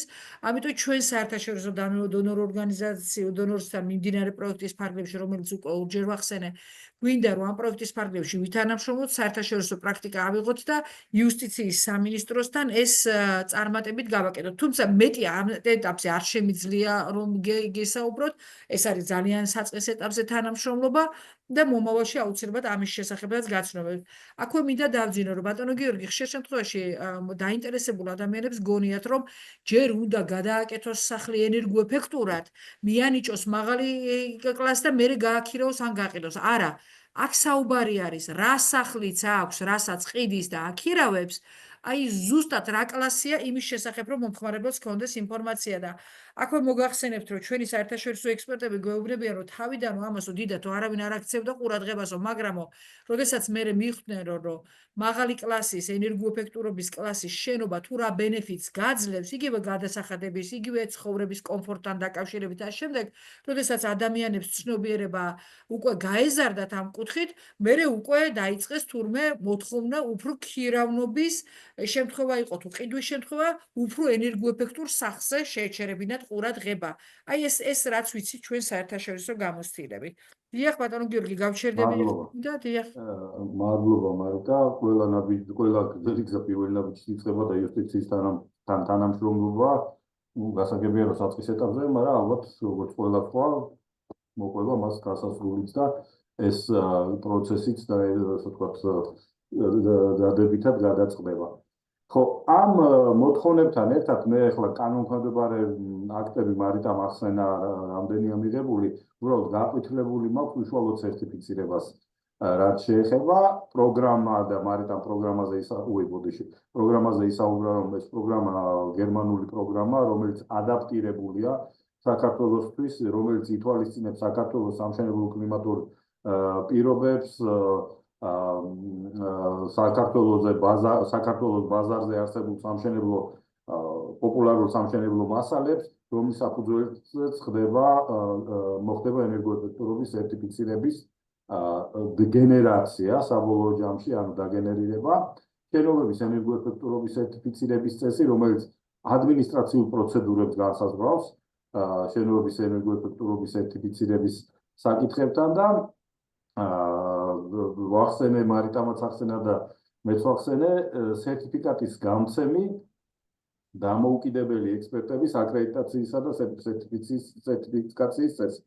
ანუ ამისათვის კიდე ცალკე კანონქვემდებარე აქტი, მე ბოლოზე გავამახვილებ ყურადღებას, ცალკე კანონქვემდებარე აქტის შემუშავება დასრულებულია, როგორც მარიტამ თქვა და წარდგენილია, მგონი, ასე აღნიშნავ. დასამტკიცებლად, ანუ ეს იქნებიან დამოუკიდებელი ექსპერტები ან შესაბამისი აკრედიტაციის სქემით აკრედიტაციის ცენტრის მიერ აკრედიტირებული იურიდიული პირები, რომლებიც გარკვეული გამოცდილების შემდეგ და კრიტერიუმებია შემუშავებული რა პროფესიის ადამიანს რა გამოცდილება შეიძლება ჰქონდეს, რომ დაიშვან ან სატრეინინგო პროგრამებზე, ან დაიშვან აკრედიტაციაში გამოცდის ჩასაბარებლად, იგივე დაშვებების სქემები განისაზღვრება იურიდიული პირებისთვის, რომ მათ გაიარონ ტესტირება და მიიღონ, ასე ვთქვათ, სამუშაო და დაშვების ლიცენზია და მე როგორც მარიტამ თქვა, ეს სუბიექტები მოხვდებიან სამინისტროს მიერ შექმნილ მონაცემთა ბაზაში და დაინტერესებულ პირებს ექნებათ საშუალება, რომ მიმართონ და გაუკვეთონ, ასე ვთქვათ, შენობის სერტიფიცირება. ხო, ნუ პრინციპში კი ვისაუბრე ამაზე თითოეულ შესახებ, უბრალოდ მან მინდა რომ ვიზუალურად წარმოგიდგინოთ, როგორი იქნება შენობის სერტიფიკატი, აი დაახლოებით ასეთი ვიზუალი იქნება საქართველოსთვის, სადაც იქნება ასახული ისევე როგორც რომელ კლასთან არის, ნუ აქედან მხარეს იქნება ის არის, რომელიც მიუთითებს კონკრეტული შენობა რომელ კლასს მიეკუთვნება,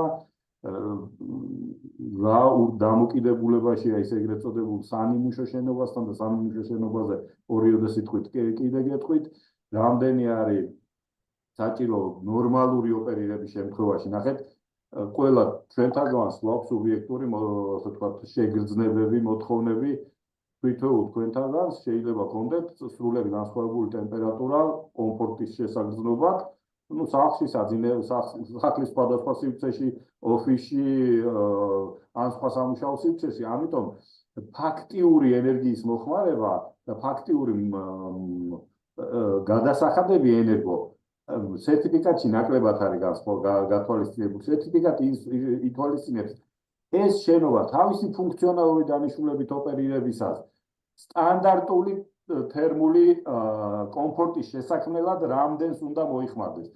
მე სუმთლად A5 პლუსიან შენობაში გათხოვა თუ ჩავხდე და ფაჯრები გავაღე, ჩემი მრიცხველი დაწევს ძალიან ბევრს. ამიტომ ნორმალიზება ხდება და შენობის თვისებებზე არის აქცენტი გაკეთებული. ეს ასე ვთქვათ, გლირიული განახილვა, მოკლედ აი ასეთი დიზაინი ექნება დიდი ალბათობით შენობების სერტიფიკატს და შენობების სერტიფიკატში გარდა უშუალოდ ნაგებობის სლაიდები დაბრუნდა ეკრანზე, გთხოვთ დამიდასტუროთ. დიახ, უბრალოდ ის ძალიან პატარაზე ჩანს არა, ის დავხურე უკვე. სლაიდები ჩანს პატარაზე თუ ის სერტიფიკატის ფორმა ჩანს? სერტიფიკატის ფორმა. წერას სხვა ფაილი მქონდა აქ უბრალოდ ფოტოს სახით მაქვს ჩასმული, ხო? ხო, ანუ ვიზუალური წარმოდგენა რო შეგექმნათ, მხოლოდ ეს არის დანიშნულება ამ ჯერათ ამ სლაიდზე მისი გამოტანის. უშუალოდ ნაგებობის კონსტრუქციული ნაწილების ენერგოეფექტურობის მახასიათებლების მიღმა შენობის სერტიფიცირების გასათვალისწინებელი იქნება შენობაში არსებული საინჟინრო ტექნიკური უზრუნველყოფის სისტემების ეფექტურობაც, ანუ გათბობის, გაგრილების სისტემების ეფექტურობაც, გათბობა, გაგრილება, ცეცხლმომარაგება, განათება. სარეცხი მანქანა, ლიფტი და ასე შემდეგ არ არის გათვალისწინებული, არ იქნება გათვალისწინებული, იმიტომ რომ ეს ყველაფერი შენობის ჯამურ ენერგოეფექტურობაზე ახდენს გავლენას. ამიტომ რამოდენიმე გვერდიანია ეს დოკუმენტი, სადაც ცალ-ცალკე პირველი გვერდი იქნება შემაჯამებელი, დანარჩენ გვერდებში იქნება სხვადასხვა დეტალები ჩაშლილი, მაგალითად ცალკე გათბობის სისტემების ენერგოეფექტურობა, ცალკე მაგალითად შემინული ზედაპირები, ცალკე განათება, მაგრამ შემაჯამებელი სერტიფიკატი იქნება პირველ გვერდზე მოცემული ჯამური. თუმცა ყველა ქვესისტემას თავისი რანგირებაც ექნება მინიჭებული. ეხლა სამიმუშო შენობა. როგორც გითხარით, სერტიფიცირება ეხება ყველა შენობას, მათ შორის საუკუნის შენობებს, რომლის შესახებ ტექნიკური მახასიათების მოძიება მოითხოვს, რომ კედლები ჩამოშალო და ნახო რა სამშენებლო მასალებით, ფენებით არის აგებული ეს შენობა, ან კედელი, ან ჭერი, ან იატაკი და ასე შემდეგ. ნუ მოკლედ რაც არ არის რეალურია, ხო? თუმცა ამ მეორე მხრივ მას უნდა კონდეს მინიჭებული სერტიფიკატი, იმიტომ რომ რეგულაცია მოითხოვს ამას. ამ მიზნისთვის და არა მარტო საუკუნის, არამედ თუნდაც 10-20 წლის წინ აშენებული შენობის, რომლის ნახაზები არ არსებობს, ამ მიზნის მისაღწევად მოიძებნა და ეს ჩვენთან არ შეიქმნა, ჩვენ არ მოვიგონეთ ეს ასე ვთქვათ ველოციპედი, სანიმუშო შენობა და სანიმუშო შენობის მეთოდოლოგია, რაც ნიშნავს, რომ ქვეყანაში გაანალიზებულია და შექმნილია ეგრეთ წოდებული გაანალიზებულია შენობების მათი ფუნქციონალური დანიშნულების მიხედვით და მათი სამშენებლო კლიმატურ ზონაში მდებარეობის მიხედვით რა ტიპის შენობა მაგალითად 60-იან წლებში აშენებული მრავალსართულიანი შენობების გასაშუალებლებული ენერგომონაცემები როგორია ან 50-იან წლებში ან ქუთაისში, იმიტომ რომ ქუთაისი არის პირველი სამშენებლო ზონა, მეორე არის სამშენებლო კლიმატური ზონა, მეორე არის თბილისი, მესამე არის საქართველოს მთიანეთი, როგორც დასავლეთ, ისე აღმოსავლეთ საქართველოში, ხო? ამის მიხედვით არის გაანალიზებული და შექმნილია ეგრეთ წოდებული ატლასი. ნახეთ, აი ესე ქვია ამ დოკუმენტს ტიპური თერმული თვისებების ატლასი შენობების ენერგოეფექტურობის სერტიფიცირების, სადაც არის, ასე ვთქვათ, ეს არის სარჩევი ცნობარი ბოდიში, ცნობარი, რომლის დაკვნობითაც თუ კონკრეტული შენობის შესახებ ინფორმაციის მოძიება შეუძლებელია, კედლების დანგრევა და სახურავის აღდარო არ გახდეს საჭირო, ფენების გასარკვევად, ამ ცნობარიდან იღებ შესაბამისი მდებარეობის, შესაბამისი ფუნქციონალური დანიშნულების შესაბამის პერიოდში აშენებულ შენობას და ეს სანიმუშო შენობა ხდება, ასე ვთქვათ, საზომ ეტალონად, რომელთან მიმართებითაც ხდება სერტიფიკატის გენერირება. ხო, ეს არის, ასე ვთქვათ, ის მეთოდი, სანიმუშო შენობის მეთოდი, რომელზედაც ბატონმა მამუკამ ახსენა დასაწყისიდან. ხო, და ბოლო ცოტა თვით რეკლამაში შეიძლება ჩამითვალოთ. ჩვენი ორგანიზაცია, რადგანაც მარიტამ სრულად სწორად აღნიშნა, რომ ამ კანონების შესრულებას არ ჭირდება მხოლოდ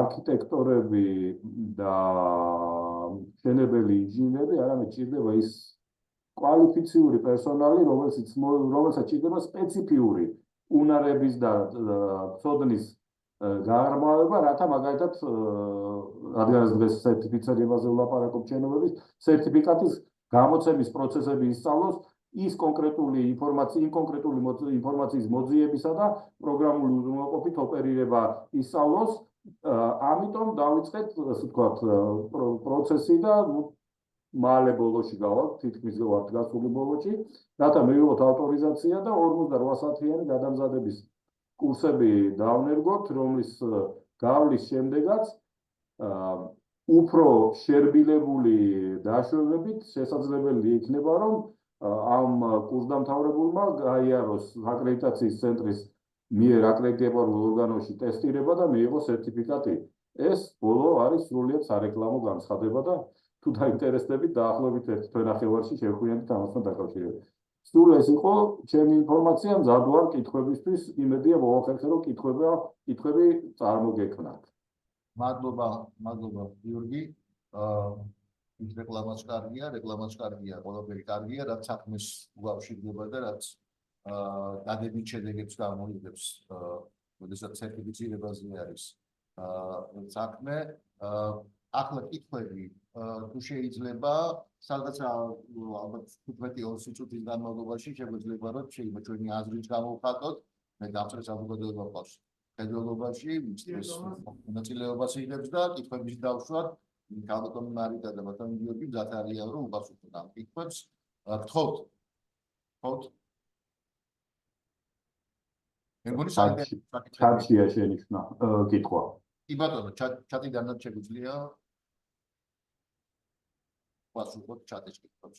მე მგონი კეთი კი ბატონო. გიორგი თქვენს მიმართ არის თუ შეიძლება შემიძლია წავეკითხო რომ წერენ რომ ბატონი გიორგი მახსენა რომ სერტიფიცირება მოთხოვნილი იქნება მომავალი წლიდან ახალ შენობებზე რომ დავაკონკრეტოთ ახალი შენობები რომელი წლიდან იგულისხმება ასევე მეორე შეკითხვა იგეგმება თუ არა რაიმე კუთხეთ რამე ძველი შენობის მიმართულებით ბატონი გიორგი პირველზე თქვენ გაეცეთ მეორეზე მე მგონი უფრო შენი კითხვა მარიტა ასე რომ კანონით არის ეგ დარეგულირებული და მარიტა გიპასუხებთ მე თუმცა შემიძლია დავამატო კი, ბრძანე გიორგი და კი დავამატე. ხო, ნახეთ, ისევ კანონის მიხედვით, ქალბატონ კეთი მადლობა კითხვის, კანონის მიხედვით ახალი შენობა არის განსაზღვრული ყველა ის შენობა, რომლის მშენებლობაზე ნებართვა შესაბამის ორგანოში შევიდა 23 წლის 1 ივლისიდან და ბატონო გიორგი თუ შეიძლება აქვე ვიტყვი რომ ქალბატონო ქეთევანმა დასვა ხო კითხვა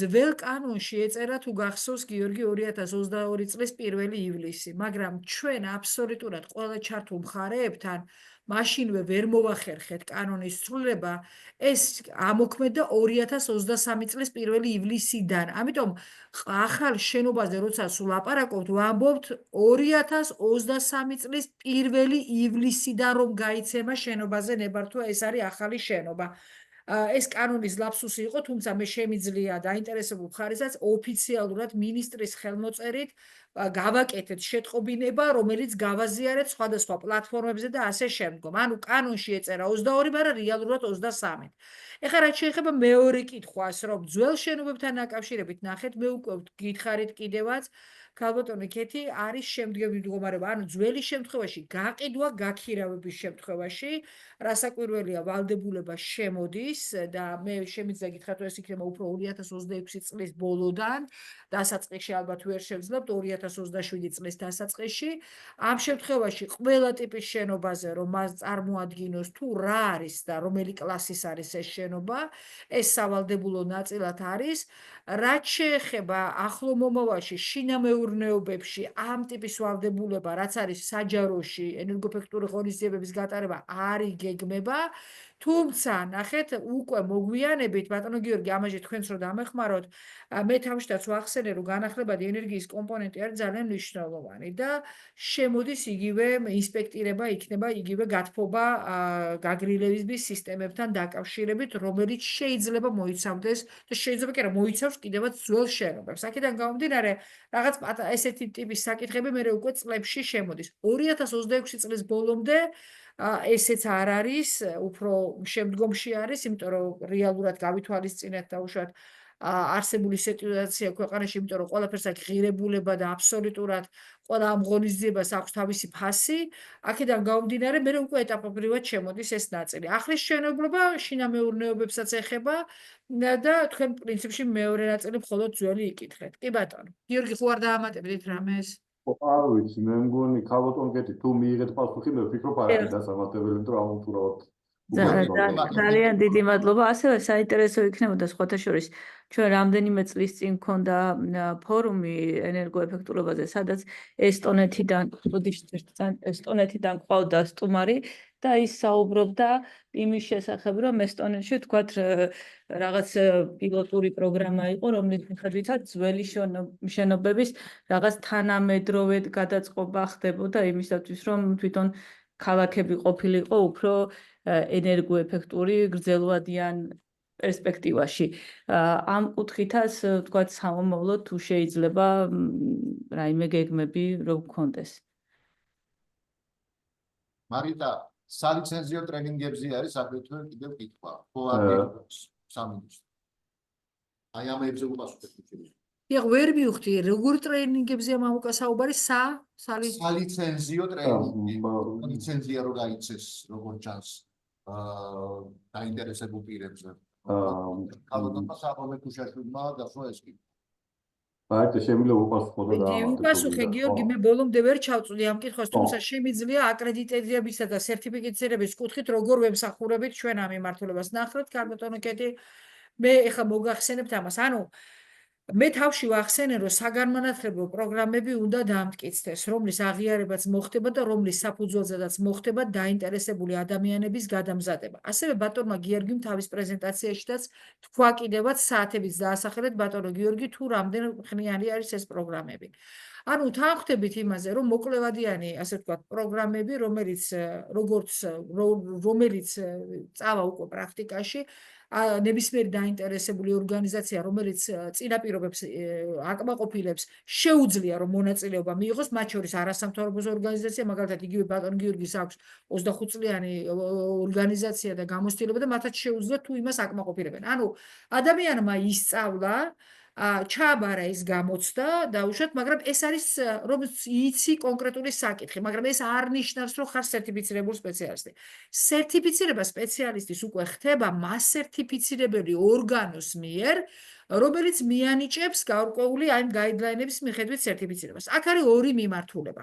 ჩვენ გვაქვს კიდევაც ჩავგაკეთებული საინჟინრო მიმართულებები და რამოდენიმე არქიტექტურა და ასე შემდეგ. ვისაც აქვს საბაკალავრო განათლება და ვინც ამ განათლებით მოდის და აქვს შესაბამისი ცნობა, პირდაპირ მიდის მას სერტიფიცირებელ ორგანოსთან, ვისაც არ აქვს ის გამონათლება, რაც არის ჩამონათვლელი და ბატონო გიორგი შემომეშველეთ, იქ იყო არქიტექტურა, საინჟინრო მიმართულება და მესამე აღარ მახსენდება, მაგრამ ჩავხედოთ, საინჟინრო და ორი საინჟიროა, ერთი ელექტროინჟინერია და მეორე საინჟინრო, დიახ, არქიტექტურა და თუ ადამიანს ეს არ აქვს, მაგრამ აქვს გამოცდილება, იცნობს საკითხს კარგად, ხო?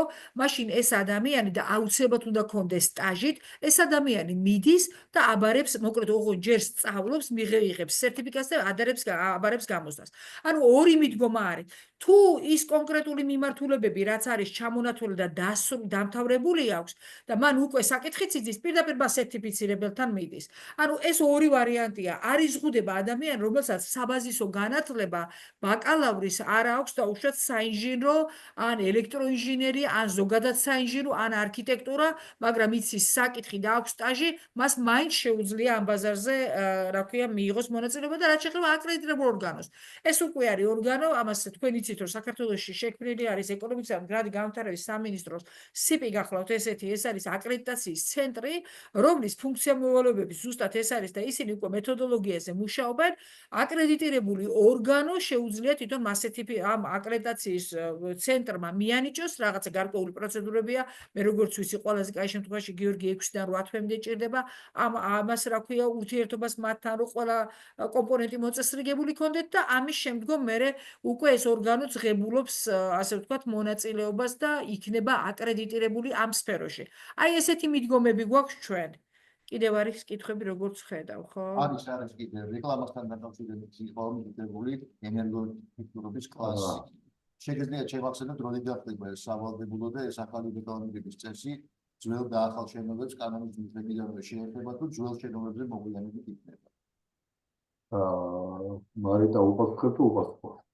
უპასუხეთ გიორგი და ვკითხულობთ ანუ კანონი როდესაც ამოქმედდება სერტიფიცირების სავალდებულო ან 26 წლიდან თუ არ ვიცი თუ რაიმე ცვლილება შევიდა კანონში, ყველა შენობა შეეხება, რომელიც უნდა გაიყიდოს ან გაქირავდეს.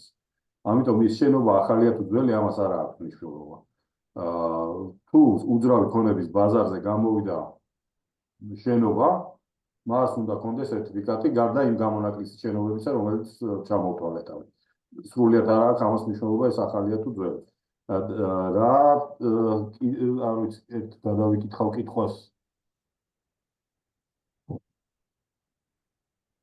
ანუ კანონი მიღებულია ტრეინინგებთან დაკავშირებით მოგახსენებთ, ნახეთ, მე ვახსენე კიდევაც ჩემ შეხვედრაზე, მეც მივყვები ახლა ამ იმას, რაც არის ბატონო გიორგი, ერთად რომ გავიყოთ ეს საპასუხო, ნახეთ, ტრეინინგებთან დაკავშირებით მე ვთქვი კიდევაც თუ გახსოვთ, რომ ეკონომიკის სამინისტრომ თავის თავზე აიღო და პროგრამის ფარგლებში გააკეთა იგივე მინიმალური მოთხოვნების ტრეინინგები. ჩვენ ტრეინინგზე მეტად უფრო ვიტყოდი იმას, რომ საჯარო განხილვები გვექნება, ხო, ну ტრეინინგები შეგიძლიათ დაარქვათ ამ კონკრეტულ მიმართულებაზე რა უნდა გაითვალისწინოს მშენებელმა, რა არის სავალდებულო მათთვის, ასევე მფლობელმა შენობის ან შენობის ნაწილზე. ამიტომ აუცილებლად ჩავატარებთ ხოლმე სამინისტრო ამ ტაგვარი შეხვედრებს და მათ შორის გეტყვით, რომ ჩვენ ადგილობრივი და საერთაშორისო ექსპერტების დახმარებითაც უზრუნველყავით მსგავსი, სადაც ინფორმაციული ვაკუუმი იყო. ამიტომ აი, როდესაც ლაპარაკობს დღეს ბატონმა გიორგიმ ძალიან მნიშვნელოვან საკითხზე ილაპარაკა. ეს ყველაზე დიდი მიმართულება არის ენერგოეფექტურობის კუთხით და ამ კუთხით აუცილებლად გვექნება ჩვენ ტრეინინგები და შესაბამისად ბატონო მამუკა თქვენც გთხოვთ რომ მომავალში აქ მყოფი ადამიანების ელფოსტებს თუ გაგვიზიარებთ ჩვენ, როდესაც გვექნება ესეთი შეკრებები, ჩვენ მეილ-ლისტში დავამატებდით ამ ხალხს და დაუშვათ მივაწოდებდით ინფორმაციას. ეხლა კითხვა არის ასეთი, გერმანული პროგრამული იყო ნახსენები. ეს პროგრამა დეველოპერული კომპანიების არის გამოყენებადი თუ მხოლოდ სერტიფიცირებას ვინც ახდენს ამ ორგანიზაციებისთვის. მე თუ სწორად გავიგე კითხვა, ეს პროგრამა ყველასთვის არის ხელმისაწვდომი და უბრალოდ ვერ მივხვდი გიორგი დეველოპერული კომპანიებისათვის რას ნიშნავს. ჩემი კითხვა იყო ეს დავაზუსტებ თუ კიდე ეს გერმანულ პროგრამულ უზრუნველყოფაზე რაზეც საუბრობდით. ანუ ამის გამოყენება, ანუ ვთქვათ, სამინისტროს თანამშრომლებს შეუძლიათ მასერტიფიცირებლებს შეუძლიათ თუ ჩვეულებრივ ვინც არიან მშენებლები და დეველოპერული კომპანიები, მათაც შეიძლება რამე სარგებელი ქონდეთ.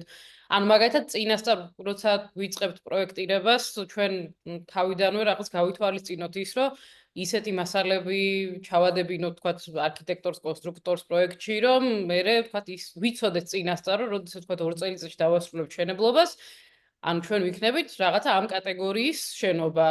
თავისთავად მერე ბოლოში გავივლით ამ სერტიფიცირებასაც, მაგრამ ეს წინასწარვე დავგეგმოთ ისე, რომ ანუ გამიზნულად ვთქვათ რაღაც შესაბამისი დონის მასალები ავიღოთ, რომ სერტიფიცირება ადვილად გავიაროთ იმ კატეგორიაში, რომელი კატეგორიაც გვინდა. ანუ კარგად ვერ გავიგე ზუსტად ეს გერმანული პროგრამული უზრუნველყოფა რას აკეთებს და მაგაზე მე თუ გვეტყვით ცოტა მეტ ინფორმაციას, უფრო მივხვდები, ანუ რა შეიძლება რომ ჩვენ გამოვიყენოთ. უყვართ ხო? მადლობა. ქალბატონო ეკა, ხო? ახლა შემიძლია ქალბატონო ეკა. პროგრამული უზრუნველყოფა ხელმისაწვდომია ყველასთვის ეხლაც. ამ პროგრამის უზრუნველყოფის როგორც მივხვდი დეველოპერ კომპანიას. ამ პროგრამული უზრუნველყოფის საფუძველზე ხდება ეგრეთ წოდებული ენერგოეფექტურობის შესაბამისობის დეკლარაციის გენერირებაც. თუ აი ამ 23 წლიდან დღემდე რაღაც ახალი ობიექტი მშენებლობა დაიწყეთ, ნებართვაზე განაცხადს ვერ შეიტანდით მერიაში ამ დოკუმენტის გარეშე. ეს პროგრამა, როგორც პროგრამა, ხელმისაწვდომია ყველასთვის. მათ შორის აი შიდა გამოთვლებისთვის რომ გამოიყენოთ საკუთარი მიზნებიდან გამომდინარე. თუმცა თუ უკვე ოფიციალური ხო მივხვდი და ამიტომ თუმცა თუ ოფიციალური დოკუმენტის გაცემა არის მიზნანი, მაშინ უკვე სერტიფიკატი იქნება საჭირო და კიდე ერთი ნიუანსი. ინტერესთა კონფლიქტის გამორიცხვის გამო, მაგალითად თქვენ პირადად თუ გაიარეთ იგივე სერტიფიკაციის პროცესი და მოგენიჭათ სერტიფიკატორის კვალიფიკაცია, ხო? თქვენი ობიექტის სერტიფიცირება არ შეგიძლიათ. ამისთვის სხვა უნდა მოიყვანოთ, თუმცა თქვენ სხვა დეველოპერის შენობის სერტიფიცირება გექნებათ. ანუ მე ხა ამ შემთხვევაში მაინტერესებდა უფრო ჩვენ როგორც მშენებლებს, ასე ვთქვათ, დეველოპერებს ან პრინციპში ჩვენაც გვაქვს ხო ნებართვები აღებული 23 წლამდეც არის და მაგის მერეც არის და სავარაუდოდ უკვე გავლილი ქონდა ეს საფეხური როცა არქიტექტორმა შეიტანა ნებართვაზე მოთხოვნა ხო ანუ მაშინ კარგი მადლობა კიდევ კითხვები თუ არის დაწერილი მეტი აღარ არის იმეს ხო არა კითხვა გამარჯობა მივესალმები მომხსენებლებს დიდი მადლობა ინფორმაციის გაზიარებისთვის მე მაინტერესებს შემდეგი საკითხი ხომ არ მიმდინარეობს ან ხომ არ იგეგმება წახალისება ისეთი დეველოპმენტის ან დეველოპერული კომპანიების ადგილობრივი მერიების მიერ რომლებიც აჭარბებენ იმ მინიმალურ სტანდარტებს რომელიც შემოიღო ქვეყანამ რამდენიმე წლის წინ ანუ მე ვგულისხმობ რომ მოგეხსენებათ არსებობს საერთაშორისო სტანდარტები მაგალითად ევროპული ეჯი ბრიტანული ბრეამი ამერიკული ლიდი რაც ნუ გაცილებით აღემატება ჩვენი ენერგოეფექტურობის მოთხოვნებს და ამ სერტიფიკატების ასე ვთქვათ უფრო მეტად პოპულარიზაციის მიზნით ხომ არ იგეგმება რომ წახალისდეს პროექტები ან დეველოპმენტი სამომავლოდ რადგან მოგეხსენებათ არის მსგავსი პრეცედენტები უცხოეთში თუ პროექტი აიღებს ესეთ მაღალ სერტიფიკატს რაღაც გარკვეული ბენეფიტები მოყვება ხოლმე ამ ყველაფერს თქვენთან რა ხდება ამ მიმართულებით ხომ არ იგეგმება რამე მადლობა არის და ალბათ ჩემი პოსტები ბატონოგი ესე ბატონო მამუკა ერთი აუცილებლად დაგიბრუნდებით უბრალოდ ჩაგეკითხებით ცოტა ვერ გავიგეთ თქვენი კითხვა ასევე ბატონო მამუკა ბატონი ლაშა კითხულობდა ჯგუფში როდიდან იქნება სავალდებულო აი ამ კლასთან დაკავშირებით და ეს ახალსაც ეხება თუ ძველსაც და ერთსაც გავიმეორებ ბატონო ლაშა რომ ეს ეხება ყველას რომელიც გაიყიდებდა და გაქირავდება ამიტომ ეს რაც შეეხება მისი ამოქმედებას ეს იქნება 2026 წლის ბოლოსთვის და აქვე მოგახსენებთ რომ რატ 2026 წლის ბოლოსთვის იმიტომ რომ იმისათვის რომ ამ მიმართულებას მოემსახუროს შესაბამისი ექსპერტები 2026 წლის ბოლოსთვის პრინციპში უნდა გაჩნდნენ შესაბამისი ექსპერტებიც ბაზარზე თუ წინ აღარ გავიმეორებთ რაზედაც ვილაპარაკეთ ისევ იგივე საგანმანათლებლო მოკლებადიანი პროგრამები და ასე შემდგომ. ეხლა რაც შეეხება ბატონმა გიორგი თუ შეგიძლიათ რომ მითხრათ რა ვერ მივხვდი ბოლომდე და შეიძლება მე ვერ მივხვდი კითხვას. ბატონმა შოტა მიკითხა იქნება თუ არა აიმე წამახალისებელი კი მოგახსენეთ პროგრამები რომელიც ხო მაგრამ ბატონო შოთა იცით რა მინდოდა მე თქვა რომ პრინციპში მე მგონი ძალიან გადავაჭარბეთ დროს მაგრამ მაინც მინდოდა ეს აღმოაჩინა რომ საერთოდ ამ დარგ საერთაშორისო პრაქტიკის გათვალისწინებით წახალისების მექანიზმები ესაჭიროება ეს რა ტიპის წახალისება იქნება და როგორ იქნება ამაზე ჯერჯერობით მე არანაირი ინფორმაცია არ მაქვს მაგრამ თუ გავითვალისწინებთ შეიძლება პოპულარული არ იყოს მაგრამ დაბალი ენერგიის ფასი არის ქვეყანაში ეს ენერგოეფექტურ ღონისძიებებთან არის პირდაპირ კავშირში ბატონო შოთა მე თუ სწორად მივხვდი თუ თქვენ საუბრობთ გარკვეულ წახალისებაზე ეს იქნება ენერგოეფექტური მასალები თუ ეს იქნება ზოგადად ღონისძიების სხვა ტიპის ხელშეწყობა და ასე შემდეგ სამწუხაროდ წამახალისებელი ღონისძიებების შესახებ ჯერჯერობით არანაირი ინფორმაცია არ მაქვს და არ შემიძლია ამაზე მეტის თქვა, თუმცა გეტყვით რომ ეს არის ის მიმართულება, რომელსაც ჭირდება წახალისება. შეიძლება ეს საერთოდაც არ იყოს კონკრეტული რაღაცა დასუბსიდირება, იმიტომ რომ როგორც წესი დასუბსიდირებას კაიდღე არ აქვს ხოლმე, მაგრამ შეიძლება ეს იყოს არაფინანსური მონაწილეობა იგივე ტექნოლოგიების ნაწილში, იგივე ენერგოეფექტური მასალების ნაწილში და ასე შემდგომ. ასე რომ ამ ეტაპზე ძირითადად ეხლა ვართ მომართული რომ მივიღოთ სტანდარტები, ნორმები, რითითაც ამ ენერგოეფექტურ მიმართულებას დავაკონკრეტებთ და არ იქნება ზოგადი და სფეროსაც მოემსახურება ასეთივე კონკრეტული ექსპერტები, მე ვიცი და გავაკეთე, ან მე გამიკეთები არ ითვლება, რომ ეს არის საერთაშორისო დენის ექსპერტი, ის უნდა იყოს სერტიფიცირებული და აქედან გამომდინარე ამ თემებზე ვართ უფრო გადართული და ამ ტიპის წახალისების მექანიზმები სამწუხაროდ ჯერჯერობით არ არის და ახლო მომავალშიც არ იგეგმება. შეიძლება კიდევ გიორგი შეყვარდა ამათ არა ბატონო თუ შეიძლება ჩვენ ცოტა შევამჭით დრო მაგრამ კითხვა აუცილებლად გაისვას ვიდით გიორგი, ერთი კითხვა მაქვს მე. რა გავლენა შეიძლება მოახდინოს სერტიფიკატმა საერთოდ უზრუნველი ფონების ფასებზე, ალბათ ბევრს აინტერესებს და შენ რას ვიტყვი ამასთან დაკავშირებით, როგორც ექსპერტი, რას მადლობა მამუკა. შენ არ ვშვიდე. ჩემი აზრით აი იგივე კითხვა შემოვიდა ქალბატონი თათიასგან ფაქტიურად იგივე. უყურეთ ენერგოეფექტურობის სერტიფიკატი კიდვილს და გამყიდველს აძლევს ინფორმაციას. გავლენის პერიოდი შეიძლება იყოს მყისიერი, შეიძლება გათვითცნობიერებული მყიდველის შემთხვევაში, იმიტომ რომ გამყიდველები როგორც წესი პროფესიონალები არიან, მონაშენეები ან მშენებლები პროფესიონალები არიან და მათ იციან შინაგან. ამიტომ ამას ცოტა ცნობიერების ამაღლების ვთქვათ კურსი ჭირდება. გამყიდველები, მყიდველების ნაწილში ეს შეიძლება იყოს როგორც გითხარით მყისიერი ან რამოდენიმე შეიძლება 1 წლამდე გაგრძელდეს ეს პროცესი, ისევ დამოკიდებული არის მყიდველის ინფორმირებულობაზე და ჩემი აზრით ბუნებრივად ჩამოაყალიბებს ამ ფასდასხმობას. აქ კანონი და სახელმწიფო არ ერევა.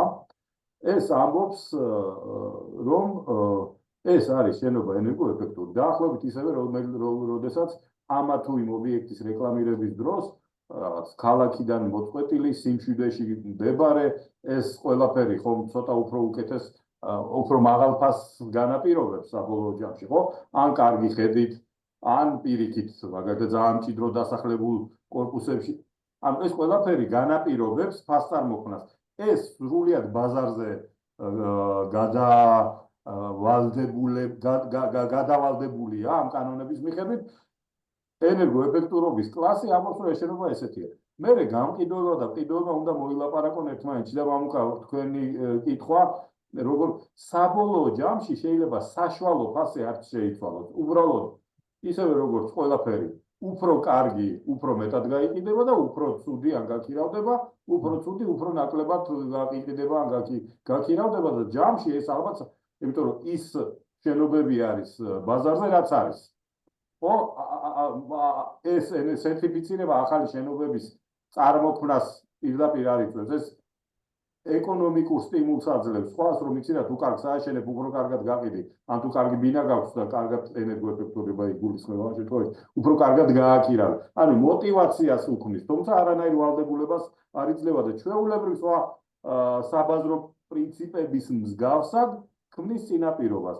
აი გარდამავალი პერიოდი ალბათ 1 წლამდე შეიძლება გაგრძელდეს ჩემი წარმოდგენით. თუმცა ეს სრულიად ჩემი სუბიექტური წარმოდგენაა და არანაირი ვიდრე არ დავიწყებ ამაზე პროფესიული ინფორმაციის მოწოდება გამიჭირდება. მადლობა კიდევ გადამზადებასთან და დატრენინგებასთან დაკავშირებით არის